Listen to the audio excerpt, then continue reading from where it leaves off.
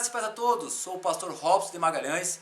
Essa é uma mensagem especial aos irmãos da Assembleia de Deus, Ministério Madureira, no Jardim Ipiratininga, pastoreada pelo pastor Itamar. Eu estive ali no final do ano de 2019, ministrando num congresso, salvo engano, dos jovens ou dos adolescentes. Eu não me recordo porque participei de alguns eventos no passado, mas eu me recordo com clareza que foi uma bênção. Deus manifestou ali a glória por meio da palavra, dos louvores. Foi um dia que marcou muito. Até hoje a minha esposa, ela fala deste culto a qual Deus nos proporcionou nessa ocasião. E a pedido do irmão Arlindo, ele pediu para que eu pudesse falar, trazer uma mensagem nesta época de pandemia para as famílias dos irmãos do Jardim Ipiratininga. Portanto, este vídeo ficará privado no meu canal no YouTube. Eu tenho um canal no YouTube desde 2017. E caso você não conheça ainda o canal, eu peço que se inscreva no Palavra de Fé, acione o sininho e ajude esse pequeno ministério online. Há vídeos teológicos, há pregações cristocêntricas e desta forma nós estaremos nos ajudando mutuamente, ok? O texto que eu vou usar como base nesta reflexão se encontra lá em Gênesis capítulo 3, verso 15, abre aspas. Porém, inimizade entre você e a mulher, entre a sua descendência e o descendente dela. Este lhe ferirá a cabeça e você lhe ferirá o calcanhar, fecha aspas. Bom, um texto muito conhecido, foi titulado, denominado como proto-evangelho. E aqui retrata o momento da queda da humanidade, representada ali por Adão e Eva. Deus, ele cria absolutamente todas as coisas. Gênesis capítulo 1, capítulo 2 deixa isto muito claro, evidente, latente. E por 6 vezes Deus afirma que tudo que ele criou, absolutamente do nada, era bom. No verso 31 tem uma ratificação desta perfeição da criação de Deus, a qual inclusive estavam Adão e Eva, e Deus falou no verso 26 que o homem e a mulher tinham as imagens e semelhanças de Deus e eles deveriam se multiplicar. O que é interessante, antes da queda havia harmonia entre o homem consigo mesmo, o homem e a natureza, o homem com a mulher e o homem para com Deus. Nesses 4 relacionamentos existiam perfeições. O homem estava em paz consigo mesmo, em paz com a natureza, em paz com a sua família, que era a esposa, e em paz com o Criador de absolutamente tudo. O que houve? Por meio da tentação da serpente, no caso o diabo persuadiu, convenceu a mulher a comer o fruto que Deus havia alertado para não comer, e a mulher posteriormente entregou o fruto ao homem e ambos comeram. O que é interessante, no capítulo 3, verso 6 de Gênesis, afirma que no momento que a mulher olhou para o fruto, viu que o fruto era delicioso, ela desejou o fruto, bem como também desejou ter o conhecimento de Deus. O que é importante nisto?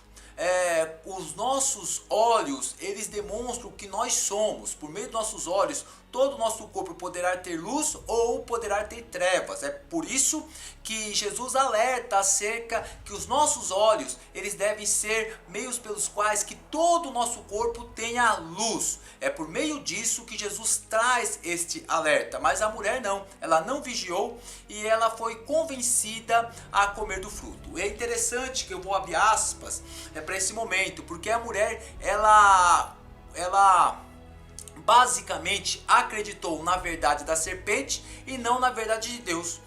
Deus passou, portanto, a ser mentiroso na concepção da mulher. É por esse motivo que o pecado foi contra Deus, o pecado feriu o caráter de Deus. Foi neste momento que o diabo recebeu o título do pai da mentira. Mas o que é interessante, Deus vem ao Éden visitar a família, Adão e Eva, e percebe que eles estavam se escondendo. Obviamente que Deus sabia da queda da humanidade. E Deus começa a sentença. Verso 14, Deus sentencia a serpente. Deus fala para a serpente que ela iria se rastejar.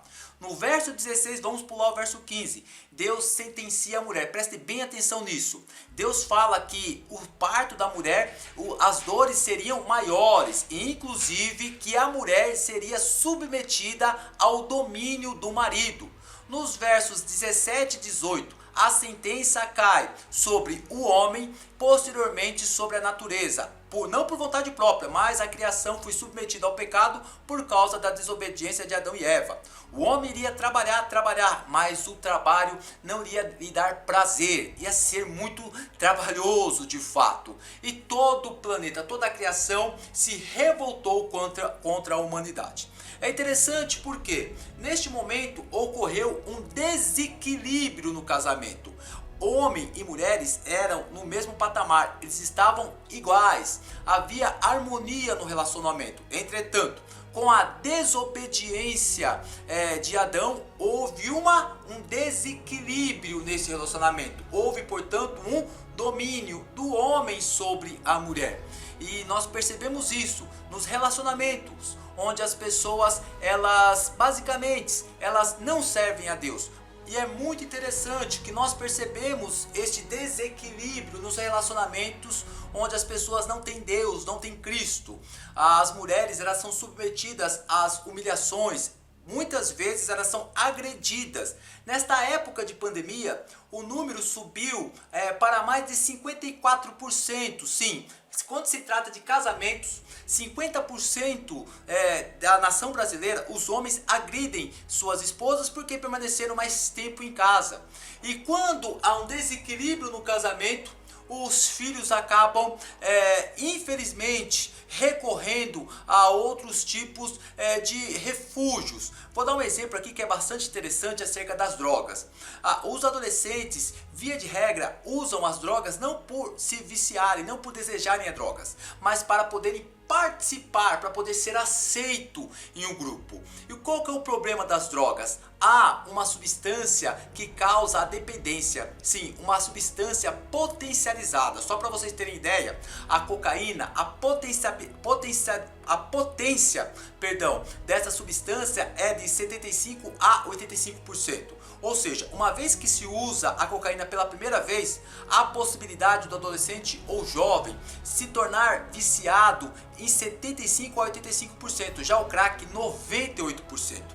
Veja só a preocupação, portanto, de nós termos um casamento equilibrado, porque quando os pais começam a discutir, quando eles começam a brigar, os filhos, eles vão recorrer a um refúgio. Quem são? Os seus falsos amigos. E esses falsos amigos vão oferecer algo ilícito, algo imoral, porque, via de regra, eles não são cristãos, infelizmente. Eu estou trazendo aqui dentro do ambiente de escola, de faculdade, enfim.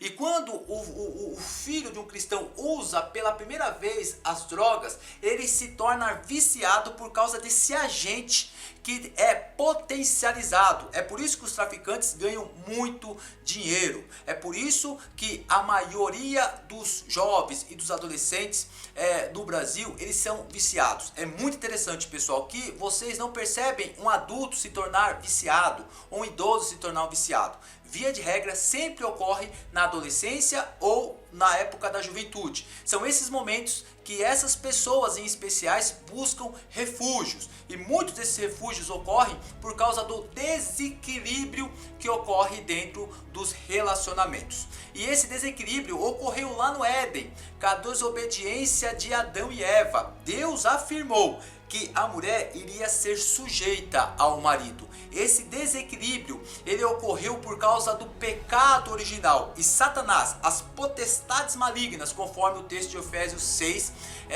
Satanás age por meio dos principados, das potestades, causando dissensões, separações, brigas, agressões, todo tipo de devastações dentro dos casamentos das famílias brasileiras. Mas é interessante porque no verso 15 Deus trouxe um acalanto para nós. No verso 15 Deus trouxe um aspecto de amor e de justiça para nós. Por conta do pecado houve desequilíbrio do homem consigo mesmo, o homem não conseguiu ter mais paz. Por causa do pecado houve um desequilíbrio do homem com a natureza rejeitou o homem e o trabalho do homem não produz aquilo que é necessário.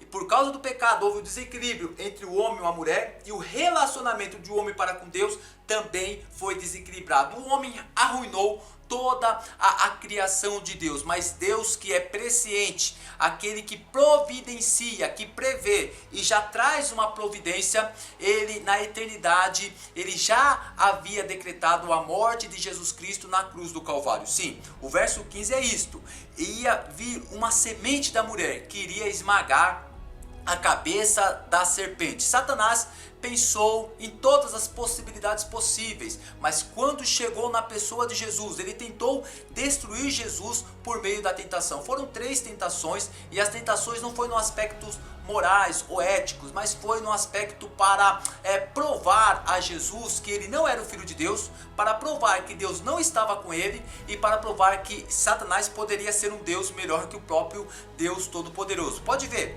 Satanás fala assim: se tu és o Filho de Deus, provocando Jesus em relação à filiação dele para com o Pai. Segundo, se Deus está contigo, dará ordem aos teus anjos, ou seja, provocando o relacionamento do Pai para com o Filho. E terceiro, eu sou um Deus melhor, eu posso te dar todas as coisas. Mas Jesus, por causa do amor que ele tem por você, por mim e por todos nós, ele venceu Satanás, e na cruz do Calvário ele gritou: Tetelestai, no grego, está consumado. Significa, essa palavra grega, é como se fosse um servo que tivesse feito um serviço ao seu senhor de uma forma muito perfeita. Aí o servo grita ao seu senhor: está consumado, está feito, tudo que o senhor me pediu, e ainda mais eu fiz com amor, com presteza e com objetividade. Esse foi o grito na cruz do Calvário. E este verso 15 é o nosso acalanto. O que eu quero trazer a vocês, meus amados irmãos e irmãs do Jardim Ipiratininga, na região de Guarulhos, pastoreada pelo pastor Itamar.